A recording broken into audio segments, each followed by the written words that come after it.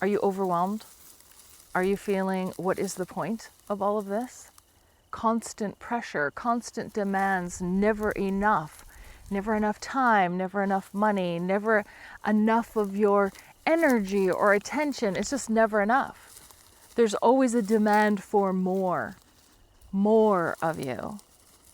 And when you feel as though you have nothing left and you hit the end and you hit that wall and you think, what am I doing? Why am I doing this? You have reached a portal, a decision point, a pivotal moment where you can choose to be curious, dig into the things that make you feel angry, fearful, or you can choose to just continue doing what you've always done and have the same experiences you've always had. I know what choice I would make. You bang your head off a wall, you know what the outcome is going to be. You're going to have a headache every single time. You're not going to have a different experience. So really tapping into that inner wisdom that you hold within you by expanding your perspective, by being curious, by linking up and making meaning out of things that are showing up in your environment, to really tap into that unconscious within you and bring it out and make it conscious. Let it see the light of day and really move and grow and transform having done it. That's individuation. That is enlightenment. That is transcendence. That is relief.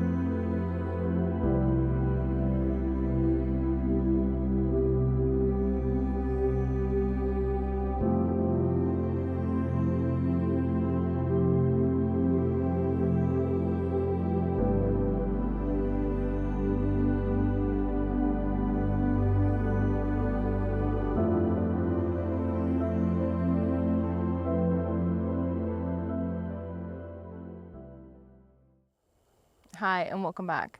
It's August the 1st, 2026. It's about 7:30 at night.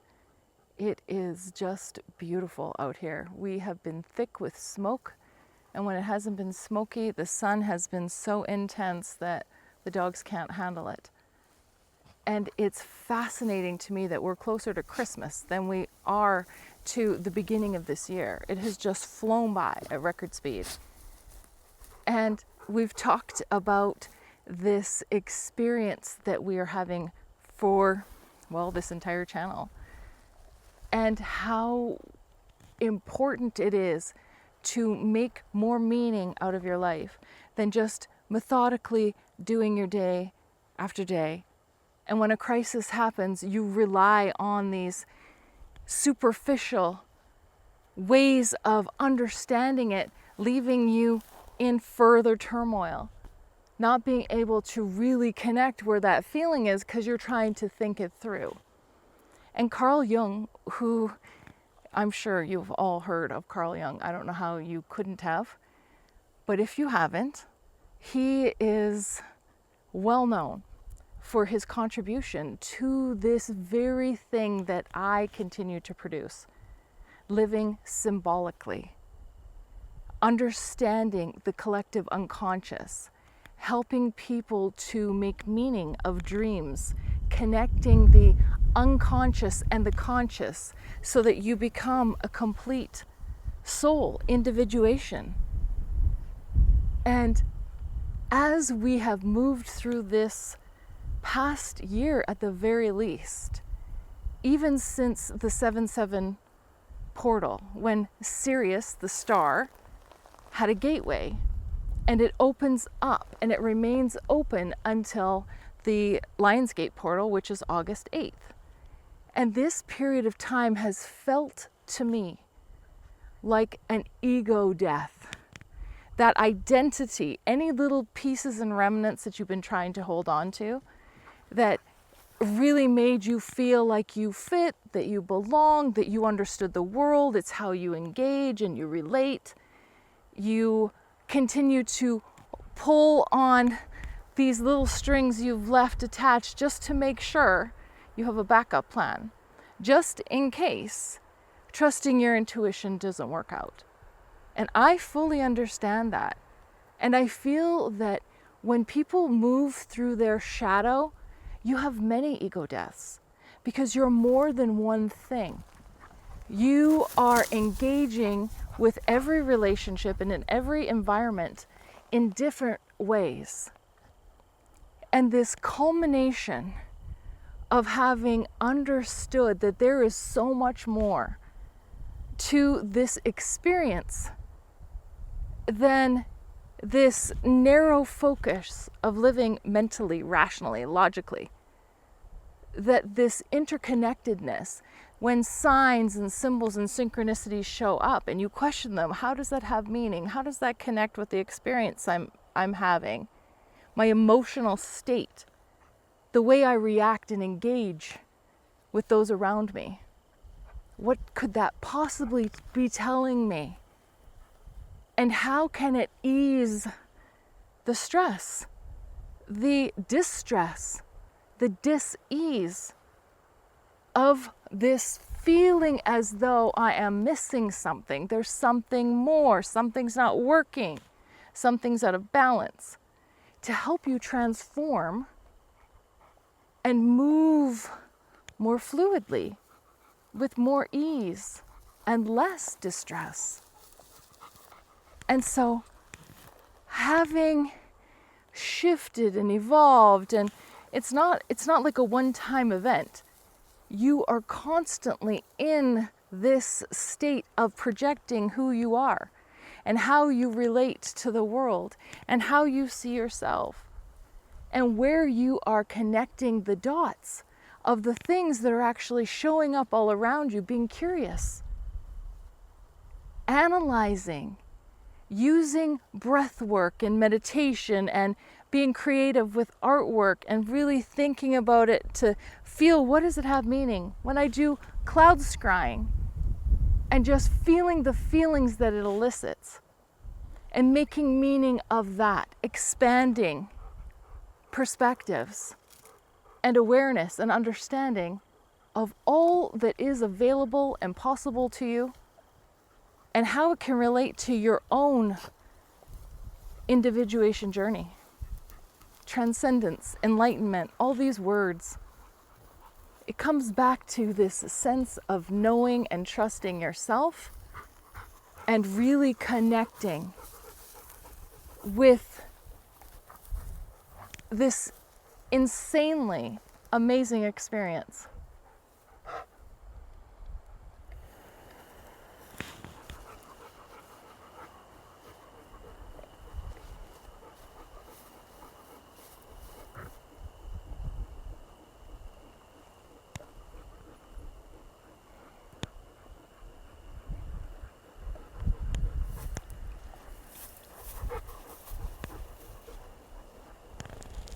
The energy has been so heavy and so thick moving through it, just like the smoke has been so thick, hard to breathe, can't see very far in the distance, really forcing us to step back and to stay indoors, making sure not to overuse our water. We're in a level 4 drought here, and so many other places are as well, which means your water restrictions are at their highest.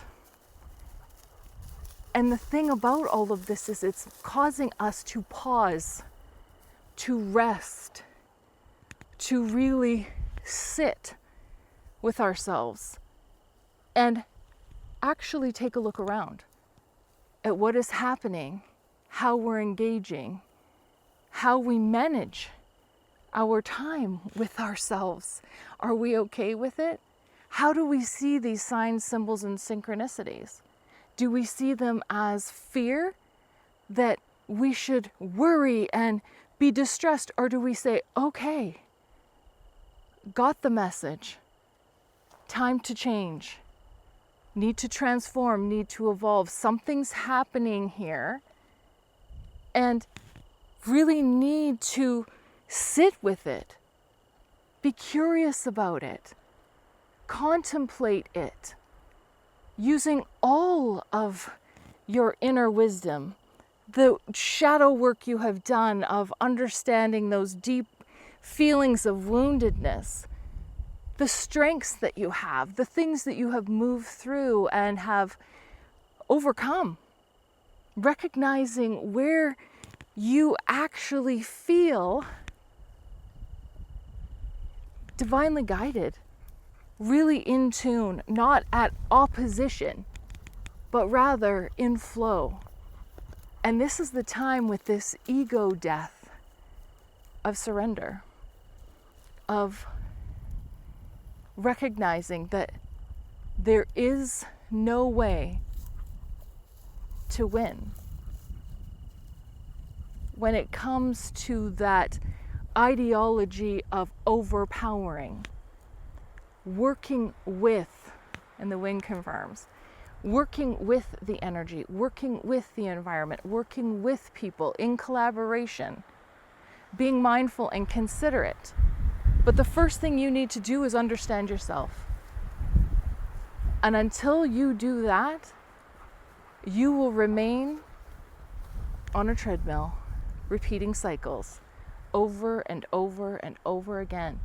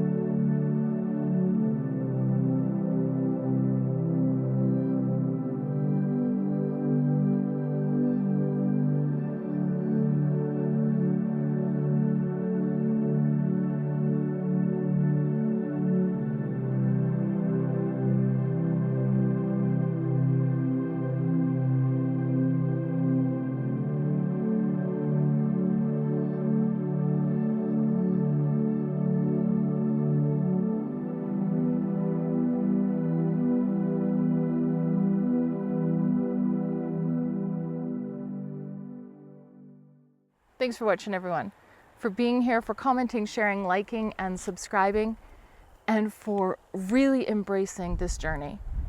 Really allowing the things that don't serve you to fall away and to step forward in this inner knowing, trusting in this level of integration and individuation, knowing you are unique and you have something unique to offer.